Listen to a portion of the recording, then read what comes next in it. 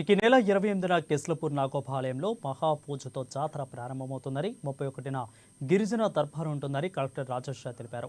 జాతర నేపథ్యంలో ఎలాంటి ఇబ్బందులు లేకుండా ఏర్పాట్లు చేయాలని అధికారులను ఆదేశించారు. ఇంద్రవెల్లి మండలంలోని కెస్లపూర్ ఆలయాన్ని SP Gaush Alam, ITDA PO Khushboo Gupta అదేవిధంగా సబ్ కలెక్టర్ ఎస్పీలతో కలిసి సందర్శించారు. ప్రత్యేక పూజలు నిర్వహించి జాతర ఏర్పాట్లపై ఆలయ కమిటీ అదేవిధంగా అధికారులతో సమీక్ష సమావేశం నిర్వహించారు. పలు అంశాలపై చర్చించి దిశానిర్దేశం చేశారు.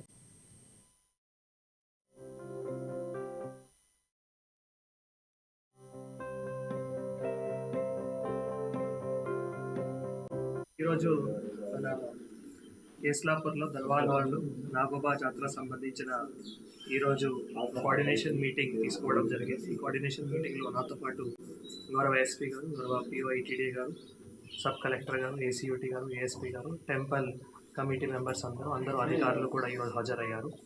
సో ముఖ్యంగా ఈ నెల 28 తారీఖు మహాపూజ, తర్వాత 31 తారీఖు ఈ దర్బారు టెంపుల్ కమిటీ తరఫు నుంచి ఇది డిసైడ్ చేయడం జరిగింది.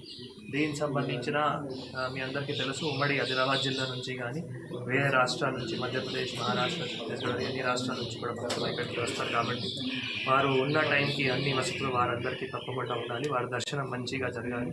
వాటికి సంబంధించిన అందరూ అధికారులు కూడా ఆదేశాలు ఇవ్వడం జరిగింది. అందరూ అధికారులు కూడా ఒక టైం బౌండ్ మేనర్లో ఈ వర్క్స్ మొదలుపెట్టి కంప్లీట్ చేయాలి. నెక్స్ట్ కోఆర్డినేషన్ మీటింగ్ కూడా 21 తారీఖు ఆ టైంలో పెట్టడం జరుగుతుంది.